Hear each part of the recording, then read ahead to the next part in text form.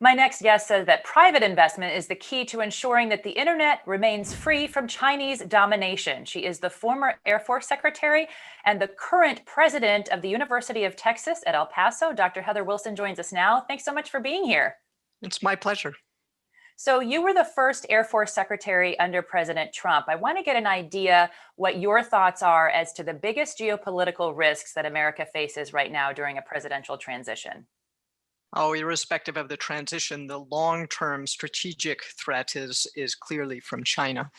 It's not the only threat. We certainly have a resurgent Russia and regional powers like Iran and North Korea who pose a threat to America's interests and our vital national interests. But long-term, the competition with China is the one that should be concerning to most of us. Well, to that end, you recently wrote in a Wall Street Journal op-ed, quote, more private investment in telecommunications would support the strategic goal of ensuring that the internet remains free from Chinese domination without directly subsidizing American companies. What kind of numbers are we talking about, Dr. Wilson? What kind of numbers do we need for private investment specifically to maintain that dominance? Here's the interesting thing. What I was talking about in that article is a different way to compete against Huawei for control of 5G networks. And there are some people who argue that the government should just auction off more spectrum and somehow 5G will appear. There are others who argue that, well, the government has to, rural electrification has to take a concerted role in investing in companies to make 5G possible. This is a slightly different approach that says, we're not really good at top-down government-led solutions, but can we use our strength as a nation, which is innovation and private sector investment, against China's weakness, which is a very state-controlled economy, by going out, and there was a proposal working its way through the Defense Department that says instead of auctioning off spectrum, why don't we see if there's a way to share spectrum? In other words, go out with a request for proposal from industry to say, what technologies are there out there that might allow the private sector to use this spectrum that's set aside for national security purposes most of the time, but to give the government radical preemption on America's worst day or in the event of a crisis. There may be technologies that allow that now, so let's take a look at them and let's do a sharing agreement that would allow private sector companies to flourish rather than trying a government solution. Let's drill down a little bit on 5G and on Huawei. Huawei is the big Mm. telecommunications giant that's been basically the subject of a lot of our export controls recently. But it has a lot of infrastructure that's cheaper than any Western competitor in the area of Mhm. 5G. Um, what is the percentage roughly of the military band of 5G ready bandwidth that you would be talking about? Because this is sort of the next generation of Mm. technology that would allow us to have driverless cars and a lot of other kinds of automation. So Mhm. he who controls or she who controls this aspect of the spectrum is really going to control the future. Yes, although it's possible that there's more than one technology out there that could share spectrum. So this gets back to how can we innovate to maximize a scarce resource, which is spectrum. And that spectrum is needed for national security purposes, but are there technologies that would allow it to be used more efficiently? And we can see some of that percolating up in the private sector. So I think that's probably a better way to go. And with respect to Chinese technology and Huawei, now China decided when the internet was created that they would not use it to enable their citizens to have access to the free flow of information. They severely controlled that. They also made a strategic decision to try to dominate the technology sector through which information flows. And so it's heavily subsidized, heavily controlled by China, and I think is potentially a strategic threat to the free world. One of the things that I keep coming back to with this, and I've covered this for about 10 or 11 years now, and I know you're very familiar with it too, is the idea that we may well be headed for a world where there are certain countries that are built on Chinese technology and certain Mm. countries that are built on Western technology. And then there may be businesses that crop up to help those two sides communicate. But regardless, it's sort of a new kind of Cold War. I wonder what Mm. you think of that prospect and whether or not that's an idea that the US government is really wrestling with, because the ramifications obviously go much further than technological dependence. Sure, I think it actually is very difficult to disconnect these systems, although China will certainly try to control, particularly what goes into the interior of their own country. If you think about what is China most afraid of, and it's the loss of internal control. And you can see that in a lot of their decisions. And by controlling the flow of information internally, they believe that they can maintain control of what is really a large and diverse country. We have seen Secretary of State Mike Pompeo make the rounds in Europe, encouraging our allies not to rely on Chinese technology, and that goes back to my thought on a divided world. Do you think there's a chance of a realistic chance of that if more countries, especially those for in the Five Eyes, for example, that work closely on U.S. intelligence, are relying on Chinese technology that could potentially be compromised? It could create a real problem, and that's why it's such a priority. And it's been just subject of discussion between governments at high levels. The United Kingdom is one really good example. But we've got to give ourselves an alternative.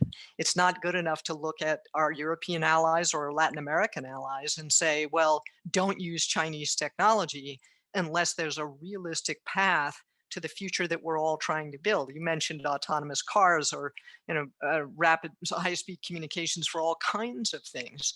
We need to move toward that future, but we need to be able to do it in a way that doesn't compromise our national security or, frankly, our economic vitality. To that end, I know the Air Force recently purchased 57 DJI drones, which are Chinese made drones, and they happen to be pretty cheap. I think they price out at about $1,600 a piece. And I wonder how big the concerns are within the US military industrial complex, from what you've seen, about continuing to rely on those just because they do cost less. But do we really have good alternatives that are both safer but also domestically produced?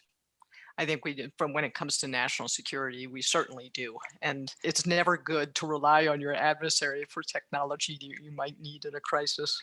So should we even be buying Chinese made technology when it comes to? Depends on what it's used for. If you're using them for something that's fairly simple and that doesn't, there's a lot of things that the military does that are just kind of simple functions that you do to get stuff done, but they're not really related directly to national security. Um, that's probably not an issue. But when it comes to actually things that are central to the core mission of national security. That brings up another concern that the U.S. military has repeatedly brought about reliance on rare earths coming from China. Can Mm, you give our audience a little bit of a perspective on where the U.S. stands with being more competitive in that space and less reliant mhm. on Chinese domination of rare earths, which go into everything? I mean, iPads, Yeah, cell phones, yeah. There's everything. several, there's quite a few of them in electronics, and there's been some work, particularly I think it's through the Army, on developing secure sources of supply. Just before World War One, a large component of fertilizer was mined out of Germany, and so there was a dependence on on an adversary for fertilizer to feed our people. And as a result, after the war was over, there was a huge part of southern New Mexico that and right near the Texas line where am right now that was set aside because there was a huge mineral deposit there. So it was a strategic resource. The question with rare earths is where they are in large enough concentrations to be able to be mined economically, and identifying where those are, and then developing the technologies to reduce the cost. They're in very small concentrations, so you have to do a lot of mining to get the material that you need. And some of the larger concentrations are in China. So there are some in the United States. There's some in the northern part of the Rocky Mountains. There's one in California. There's actually one near here in Texas. But reducing the cost of extraction is the key to the rare earth problem. You've talked a lot about the satellites that are in the air and the idea that they could be attacked. I want to just get your sense of the ways in which our country needs to be investing in protecting our supremacy in space, whether it's those satellites or counterattack detection, that type of thing, because that is a concern and a focus of our military innovation right now. Yeah, America is the best in the world at space, and our adversaries know it. and they're seeking to develop the capability to deny us the use of space in crisis or in war. Most people don't really, we don't really know what we do in space, but that blue dot on your iPhone that tells you where, that doesn't come from your cell phone company. That comes from a group of about 40 airmen outside of Colorado Springs, Colorado, that run 33 GPS satellites for the world, and 1 billion people use that navigation system. So Yelp and everybody and Google and everyone else uses that signal to tell you where you are. We're really good at space. We use it for communications, we use it to watch the Earth, and we use it to communicate with our military forces all over the world. So both China and Russia have developed the ability to interfere with our satellites, both from the ground and also by knocking them down. In 2008, China demonstrated the ability to knock down a satellite. They shot a telephone pole and destroyed one of their own dead weather satellites as an experiment. Russia, just this last summer, launched two, I think they called them inspection satellites, and went around one of our satellites, then went to one of theirs and discharged an object toward it. Satellites are very fragile things. They're very easy to damage. And so they demonstrated the ability to damage a satellite on orbit. So there are threats to them. There's a variety of strategies to protect them. No single strategy will be effective. And I think that's there are some people that say, well, proliferate commercial satellites and they won't be able to shoot them all down. Well, first of all, you don't need to shoot them all down. And we need to be a lot more sophisticated in our thinking about how to continue to operate in space in a crisis or in a conflict, because until the last decade, we really kind of dominated there and nobody could touch us, and now they can. This is obviously an area where private industry and the government have to work very closely hand in hand. Do you believe at this point that government is sending all the right signals to private industry about the types of innovation it needs to keep that supremacy in satellites and in space? I actually think there's been quite a bit of progress, particularly from Space and Missile Systems Center, which is out of California, and engaging innovative companies in new ways so that they can get technology from the commercial sector into national security space. There's a lot of commercial communications contracts that the military uses, and we just buy capacity from commercial companies, and that partnership will actually make us better. There are some things that the commercial communications companies are doing that are much better than what the government was building directly. So there are different needs for national security space than there are for commercial space, but I think I see some leveraging off of each other there. One of the areas that we're all moving towards is the Arctic region. And you've also talked about that. I think you mentioned in a couple of years back in an article that by 2022, Alaska will have more fighter jets than any other place on Earth. What are your views on how the US needs to position itself? Because Russia, China, they're all after not only the mineral deposits in the Arctic, but also the idea that we can get pretty quickly from our country to theirs and vice versa with a missile or a plane over that airspace. So dominating that airspace is also a priority. It is, but it has been since the 1950s, and the distant early warning system across the northern tier in Canada and Alaska. So the Air Force has long had both sensor systems and the ability to respond. Sometimes from time to time, you'll see something in the news about a Russian aircraft, a Bear bomber or something coming close to the United States in Alaska. And we scramble fighter jets and come up flying alongside of them and say, not today, boys. And there are little games like that that go on up in the Arctic. I do think that it's going to be interesting to watch what happens there over the next decade or so. We have a large number of fighters up there, both because we defend the northern tier, defend Canada and the United States from there, but it's also a fantastic training area. One of the largest air training areas that we have is called JPARC. It's the Alaskan Joint Range. Hypersonic weapons, is that something you followed in your position? A little bit. Okay. Yeah. This is something I think I've read recently could be greatly impacted by more investment in the military complex and in cooperation, obviously, with the commercial innovation industries.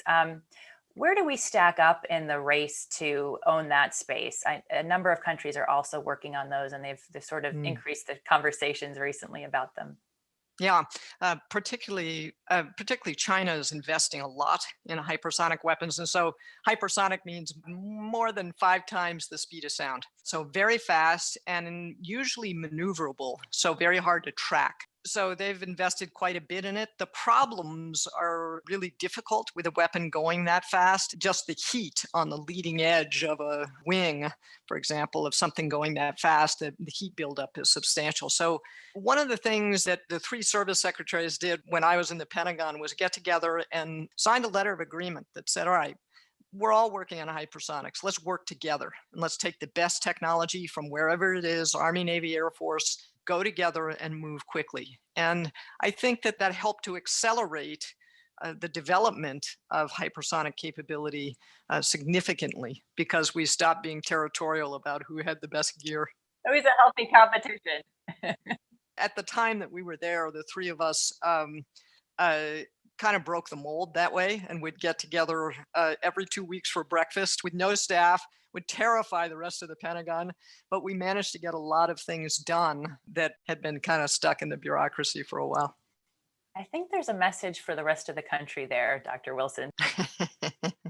Thank you so much for serving our country and for serving the students out there at the University of Texas at El Paso as well. Thanks again.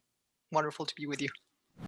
And if you'd like to catch up with any more Stansberry research content, please take a look at all of these social media platforms where you can find us. That's all for now. Thanks for watching. I'm Jessica Stone.